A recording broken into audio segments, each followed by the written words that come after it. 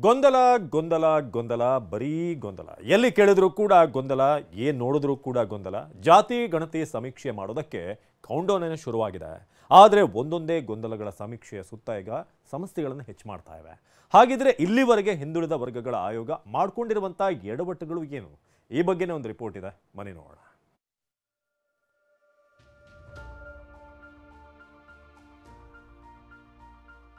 ಇದೆಲ್ಲ ಯಾವುದೇ ರೀತಿಯ ಮುಂಜಾಗ್ರತೆ ಕ್ರಮವನ್ನು ತೆಗೆದುಕೊಳ್ಳದೆ ಎಲ್ಲಾ ಸಮಾಜಗಳಿಗೆ ಯಾವ ರೀತಿ ಗೌರವ ಕೊಡಬೇಕು ಅಂತಕ್ಕಂಥ ಒಂದು ಚಿಂತನೆ ಇದೆ. ಎಲ್ಲ ವ್ಯವಸ್ಥಿತವಾಗಿ ಸೋನಿಯಾ ಗಾಂಧಿ ಕೊಟ್ಟಂತ ಹೊಸ ನಾಮ ಹಂಗೇನ ಹೆಚ್ಚು ಕಮ್ಮಿ ಆದ್ರೆ ಇಡೀ ಸಮಾಜ ಬೀದಿಗಿಳಿಯುತ್ತೆ ಅಂತ.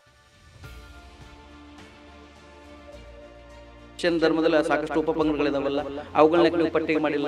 ಇನ್ನೂ ಸರ್ವೇನ ಪ್ರಾರಂಭ ಆಗಲಾರ್ದ ಗೊಂದಲಕ್ಕೆ ಯಾಕೆ ಹೋಗ್ಯಾರ ಅಂತ ಯಾರನ್ನ ಮೇಲಕ್ಕೆ ಯಾರು ಕೆಳಕ್ಕೆ ಮಾಡುವ ಪ್ರಯತ್ನ ಅಲ್ವೇ ಅಲ್ಲ. ದಿನಕ್ಕೊಂದು ಗೊಂದಲ, ಕ್ಷಣಕ್ಕೊಂದು ಚರ್ಚೆ. ಜಾತಿ ಗಣತಿಗೆ ಕ್ಷಣಗಣನೆ ಶುರುವಾಗಿದೆ. ಆದರೆ ಸಮೀಕ್ಷೆ ಸುತ್ತಲಿನ ಗೊಂದಲ ಮಾತ್ರ ನಿವಾರಣೆ ಆಗ್ತಿಲ್ಲ. ಹಾಗಿದ್ರೆ ಸಮೀಕ್ಷೆಯನ್ನ ಸುತ್ತಿಕೊಂಡಿರುವ ಸಮಸ್ಯೆಗಳು ಯಾವುವು?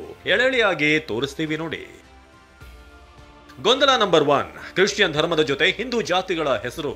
ಹಿಂದುಳಿದ ವರ್ಗಗಳ ಆಯೋಗ ಮೊದಲ ಎಡವಟ್ಟು ಮಾಡಿಕೊಂಡಿದ್ದೆ ಕ್ರಿಶ್ಚಿಯನ್ ವಿಚಾರದಲ್ಲಿ. ಕ್ರಿಶ್ಚಿಯನ್ ಎಂಬುವವರ ಮುಂದೆ ಹಿಂದೂ ಧರ್ಮದ ಜಾತಿಗಳನ್ನ ಜೋಡಣೆ ಮಾಡಲಾಗಿದೆ. ಜಾತಿ ಕಾಲಂನಲ್ಲಿ ಹೊಸದಾಗಿ 47 ಜಾತಿಗಳನ್ನ ಸೇರಿಸಲಾಗಿದೆ. ಒಕ್ಕಲಿಗ ಕ್ರಿಶ್ಚಿಯನ್, ಲಿಂಗಾಯತ ಕ್ರಿಶ್ಚಿಯನ್ ಅಂತೆಲ್ಲ ಆಯ್ಕೆ ಕೊಟ್ಟಿರೋದು ಸಾಕಷ್ಟು ಟೀಕೆ ಟಿಪ್ಪಣಿಗೆ ಕಾರಣವಾಗಿದೆ. ವಿಪಕ್ಷಗಳು ಹೊಸ ಜಾತಿ ಸೃಷ್ಟಿ ಎಂದು ನಿಗಿ ಕೆಂಡವಾಗಿವೆ.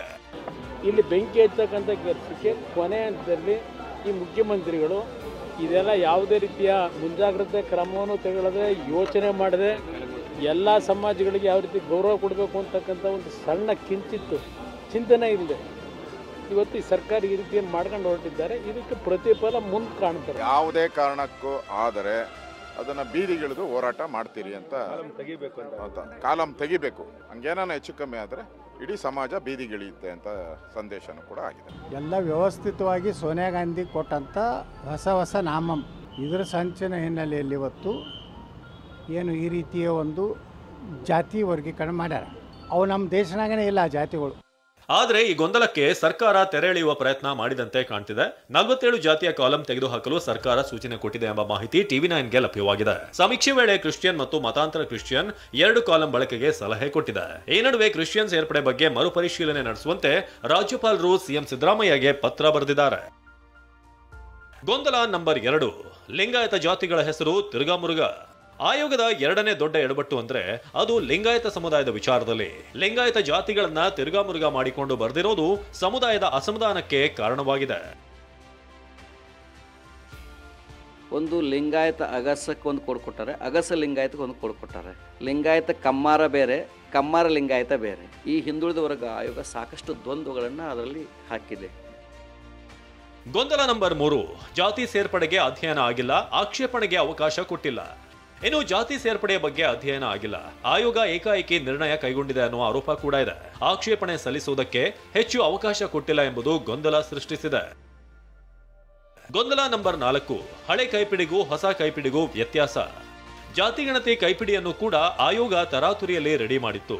ಕೆಲವು ದೋಷಗಳು ಕಂಡು ಬಂದಿದ್ದ ಹಿನ್ನೆಲೆಯಲ್ಲಿ 1 ಕೋಟಿ ವೆಚ್ಚದಲ್ಲಿ 2 ಲಕ್ಷ ಕೈಪಿಡಿ ಮೂಲೆ ಗುಂಪಾಗಿತ್ತು. ಇದಾದ ಬಳಿಕ ಹೊಸ ಕೈಪಿಡಿ ರೆಡಿಯಾಗಿದ್ದು ಕೆಲವು ವ್ಯತ್ಯಾಸ ಕಂಡು ಬಂದಿದೆ.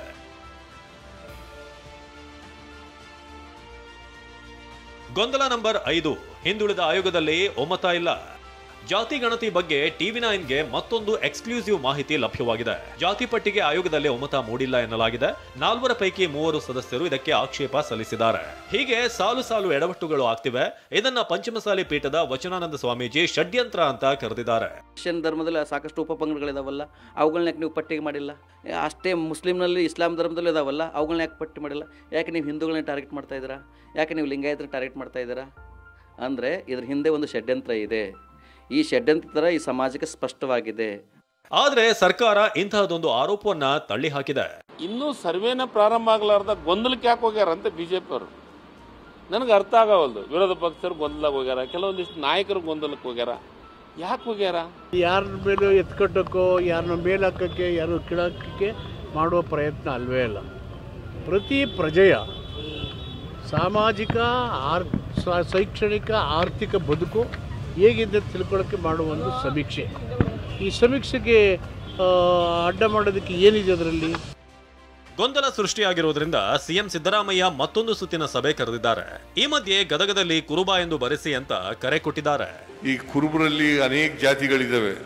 ಕಾಡು ಕುರುಬ, ಜೇನ್ ಕುರುಬ, ಬೆಟ್ಟ ಕುರುಬ, ಆಲ್ಮತ, ಗೊಂಡ ಕುರುಬ, ಹಿಂಗೆಲ್ಲ ಅವೆಲ್ಲ ಬರೆಯೋಕೋಬೇಡಿ, ಬರೀ ಕುರುಬ ಅಂತ ಬರೀರಿ ಸಾಕು.